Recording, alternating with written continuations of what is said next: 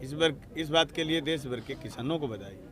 दूसरी बात, भावी रणनीति के बारे में फैसला करेगा संयुक्त किसान मोर्चा।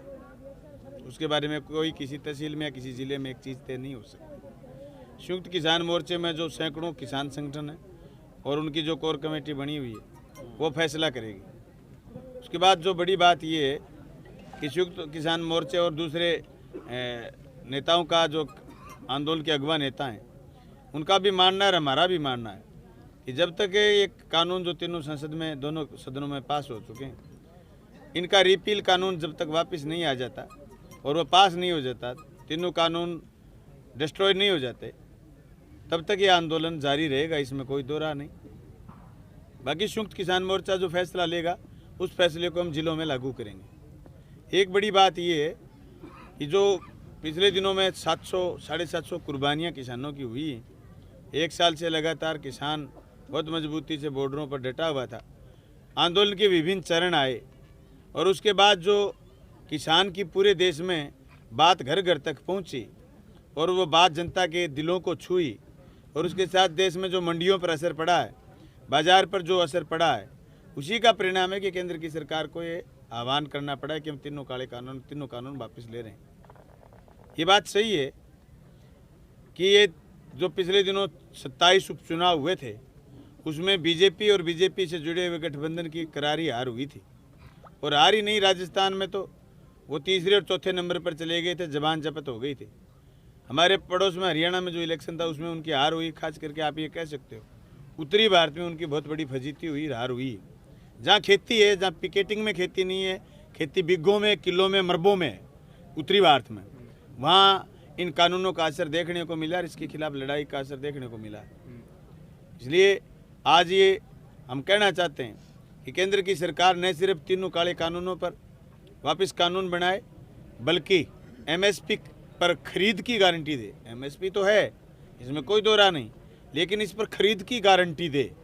ये कानून जब तक नहीं बनेंगे किसान मजबूती से लड़ेगा, और बड़ी बात ये है कि ये लड़ाई बहुत मजबूती से आगे बढ़ेगी। लड़ेगा किसान और जीतेगा किसान। सर, आप नहीं मानते ये घोषणा आज जो यूपी चुनाव से कहीं ना कहीं जुड़ी है, क्योंकि लगभग किसान यूपी के भी सर बॉर्डर पे हमें दिखाई दिए हैं, तो कहीं ना कहीं सरकार की घोषणा आपको यूपी चुनाव से जुड़ी नहीं दिखाई? जो 27 उपचुनाव हैं उन सब उपचुनाव में बीजेपी की जो हार हुई, इसे बीजेपी का घमंड टूटा है। यूपी चुनाव और यूपी के साथ साथ 5 राज्यों के चुनाव, और उसके बाद चुनाव हिंदुस्तान में कंटिन्यू चलते ही रहते हैं। सिर्फ चुनाव से ही नहीं, बीजेपी का धरातल खत्म हो गया। जिस किसान को जाति और धर्म में बांट करके वो राज सत्ता प्राप्त कर चुके थे, उनके दिमाग में ये बात आ गई कि किसान अब आपसे विमुख हो गया। और यही नहीं कि ये तीनों काले कानून वापस होने से बीजेपी कोई मजबूत हो जाएगी। तो 700 लोगों की कुर्बानी और 1 साल तक लगातार लड़ना और लड़ाई के मैदान में रहना, और खास करके ऐसे दौर में जहाँ मीडिया आपके किसी आंदोलन को नेशनल स्तर की मीडिया दिखाए नहीं, सिर्फ सोशल मीडिया से, आपके छोटे यूट्यूब चैनलों से ये लड़ाई आगे बढ़ी, तो बीजेपी को बात समझ में आई है। देर आए दुरुस्त आए भी नहीं कह सकते, हम ये कह सकते हैं कि 100 प्याज भी खाए और 100 जूते भी खाए, कानून वापस लिए। मंगेश जी, आप क्या कहना चाहेंगे? ये आज़ादी के आंदोलन के बाद में हिंदुस्तान का सबसे बड़ा आंदोलन था, और ये आज के दिन किसान की लड़ाई के आगे मोदी की सरकार ने झुकते हुए ये कहा है कि हम कृषि कानून को वापस लेंगे। ये बहुत बड़ी ऐतिहासिक जीत है। और ये जो किसान आंदोलन है, इस किसान आंदोलन ने हिंदुस्तान में सिर्फ कृषि कानून को वापस करवाने का काम नहीं किया है, इसके साथ कुछ चीज़ें नहीं की है। क्योंकि मतलब जिस प्रकार से केंद्र के अंदर मोदी सरकार आने के बाद में लोगों को जाति के नाम पर, धर्म के नाम पर लोगों को बांटा गया, इस आंदोलन ने हिंदुस्तान को एकजुट किया है। पूरे हिंदुस्तान के किसान को, नौजवान को, चाहे वो हिंदू है, चाहे वो मुसलमान है, चाहे वो जाति के मतलब आधार पर जो लोग बंटे हुए थे, उन सब लोगों को एकजुट करते हुए ऐसा हिंदुस्तान का आंदोलन आज तक देखा नहीं। निश्चित रूप से प्रथम सीढ़ी की हमारी ये जीत है कि जो सरकार बार बार बोल रही थी कि ये तो किसान आंदोलन खालिस्तानियों का है, आतंकवादियों का है, पाकिस्तानियों का है, गुंडों का है, लफंगों का है, जितने नाम किसानों को दिए गए, आज तक के किसान आंदोलन में इस प्रकार के नाम कभी नहीं दिए गए। उन्हीं किसानों को जिनको खालिस्तानी कहा गया, जिनको गुंडे कहा गया, उन्हीं किसानों के सामने केंद्र की सरकार ने झुकते हुए और मोदी सरकार ने खुद ने प्रेस कॉन्फ्रेंस करके सुबह कहा है कि हम कृषि कानून को वापस लेते हैं, और ये खुद स्वीकार किया है कि हमसे कहीं न कहीं भूल हुई है, ये जो कृषि कानून है वो नहीं लागू होना चाहिए था। लेकिन अभी भी संयुक्त किसान मोर्चे की बैठक होनी बाकी है। संयुक्त किसान मोर्चे की बैठक के बाद में और जो मूल हमारी जो लड़ाई है उसमें कृषि कानून वापस लेने के साथ साथ भी एमएसपी की गारंटी दो।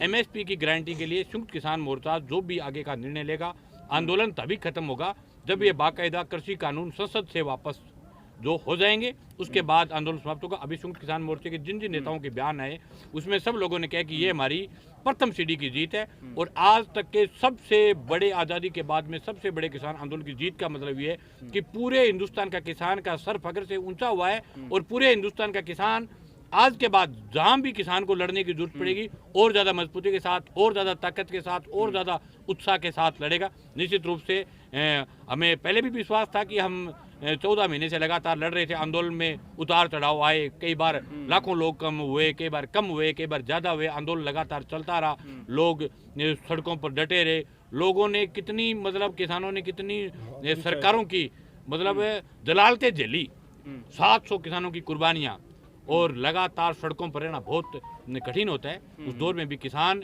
जिस प्रकार से खेती में ईमानदारी के साथ काम करता है, उसी ईमानदारी के साथ आंदोलन लड़ा, और ये ईमानदारी से संघर्ष करने की जीत है। और निश्चित रूप से हमें ये उम्मीद है कि केंद्र सरकार एमएसपी की गारंटी भी देगी। जिस प्रकार से कृषि कानून के मतलब मामले में सरकार ने जिस प्रकार से कदम वापस लिए, उस प्रकार से किसान का जोश और दुगना हुआ है, और ज़्यादा मजबूती के साथ लड़ेंगे। और अखिल भारतीय किसान सभा हनुमानगढ़ जिला कमेटी लगातार इस आंदोलन में बनी हुई थी, भादरा से नौर से लगातार आर्थिक सहयोग, लगातार किसान, लगातार टूल बंद, हर मामले में मजबूती से पहले भी लड़ते रहे थे, और अभी हमारे जिलाध्यक्ष जी के नेतृत्व में इस लड़ाई को आगे भी इसी मजबूती के साथ हमारा किसान जिले की अखिल भारतीय किसान सभा लड़ती है। धन्यवाद। बलवान जी, सर क्षेत्र के किसानों की बात करें तो डीएपी की काफ़ी कमी देखने को मिल रही है, किसान परेशान भी है। आप शादी समारोह में व्यस्त है, फिर भी आपके पास सर लोगों के फ़ोन तो आए होंगे कि आपने सर वर्तमान स्थिति के बारे में पता किया है, आगे बात की डीएपी के बारे में किसानों के लिए? डीएपी पूरे देश का मसला होता है। रासायनिक उर्वरक मंत्री और केंद्रीय कृषि मंत्री को आज से 2 महीने पहले ही ये तय कर लेनी चाहिए थी, क्योंकि डीएपी आयात होती है हिंदुस्तान में बड़ी मात्रा में, समय पर आयात नहीं की, डिस्ट्रीब्यूशन में दिक्कत आएगी। अभी यूपी चुनाव की वजह से बड़े रैंक यूपी भेज दिए। हमने तो तकात कृषि आयुक्त ने, और आज से 10 दिन पहले जब मैं जयपुर गया हुआ था, उस समय कृषि आयुक्त और कृषि मंत्री दोनों ने प्रयास किया था, केंद्रीय रासायनिक उर्वरक मंत्री के यहाँ से बात भी हुई। उन्होंने अलॉटमेंट के बारे में जब बताया तो स्तब्ध रह गए हम। यूपी चुनाव की वजह से बड़ा अलॉटमेंट यूपी भेज दिया गया, राजस्थान को अलॉटमेंट कम मिला। कम अलॉटमेंट मिलेगा तो सारे जिलों में जहाँ रबी की बिजाई होती है, हमारे यहाँ 1.25 लाख बैग लगते हैं अपनी तहसील में, और अभी तक बैग मिले अपने को 4-5 हज़ार, तो निश्चित तौर से कतई संभव नहीं है कि हम डीएपी की पूर्ति कर पाएँ। और ये स्टेट का और जिले का और तहसील का मसला भी नहीं, मसला सेंटर का था। हमने 2 महीने पहले ही, जब मैं हरियाणा चुनाव में गया था, उससे पहले ही मैंने राज्य के प्रशासन का ध्यान आकर्षित किया था। तब उन्होंने बताया कि हमने बार बार चिट्ठी लिखी है, केंद्र ने इस चिट्ठी के जवाब में कोई पॉजिटिव उत्तर नहीं दिया, फाइल को पहले पटका रखा, विदेश से जो आया तो होना था।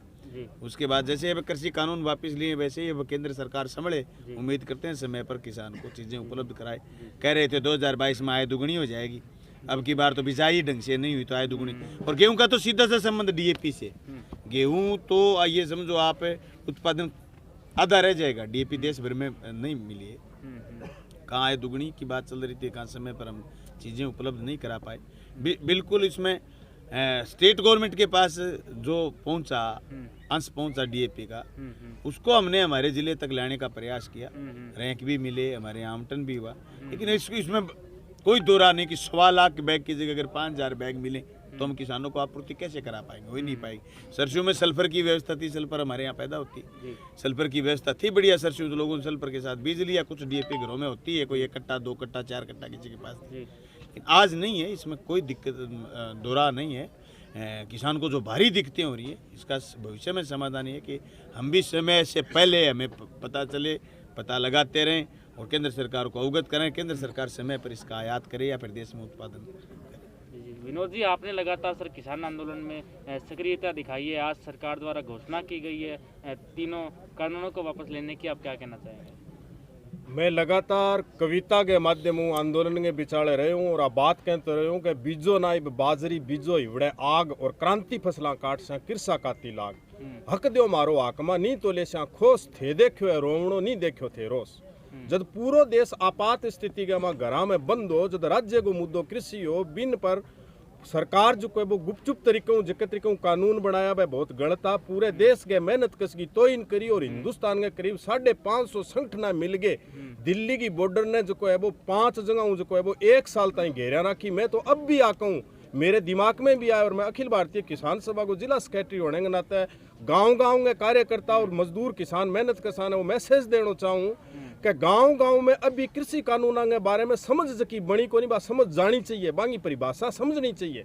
अब ताई हिंदुस्तान में वो पहलो जो है वो काम हो जगह में जनता ने जनता के खिलाफ खड़ी करी है और इससे के जरूरी है कि जनता आपके खिलाफ खड़ी ना हो। ई बात खातर जक्के लोगों के समझ में वो कानून आयो है वे गाम ताई ई कानून की डेफिनेशन परिभाषा जो को पुगावे। 3 काला कानून ए पैंतराबाजी न्यारे तरीके का भी खेल सके।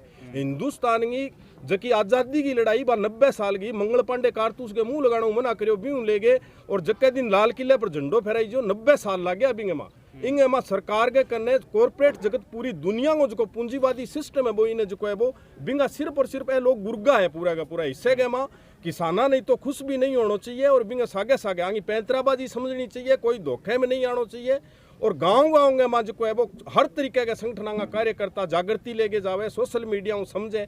मने पूरा यकीन है कि जिक्के तरीकों हिंदुस्तान में जनतंत्र में चौथो स्तंभ मीडिया हुए बिंगी भी आँख खुलेगी और पत्रकार साथियों का बारे में एक आप परिभाषा दीजिए। विनोबा भावे लिखे हुआ है कि पत्रकार का स्वभाव थर्मामीटर की तरह होता है, उसको खुद बुखार नहीं होता इसलिए वह दूसरों का बुखार नाप लेता है।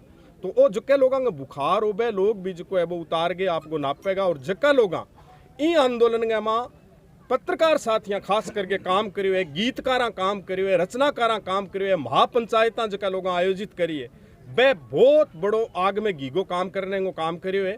और अब जो है वो गांव में संगठना ने और गांव जो बांसिया में हाथ देना रो आदमी बिना बात बहुत वैज्ञानिक तरीकों समझनी चाहिए, नहीं तो इन देश के माँ आज़ादी के माँ फिर आज़ादी की लड़ाई लड़ने की जरूरत है। मैं एक बारी फिर हिंदुस्तान के एक बहुत बड़े शायर ने दोहराऊं थारे सामने जो है वो क्या मिलने के नाम पर सलाम रह गए, आदमी कहाँ है कोरे नाम रह गए और मुद्दत हुई है देश तो आज़ाद सुना था। हम आज भी गुलाम के गुलाम रह गए, वो चांद को किस तरह पाएंगे दोस्तों जो रोटी तक पाने में नाकाम रह गए और लोग खाली पेट लेकर कूच कर गए, अनाज के भरे हुए गोदाम रह गए।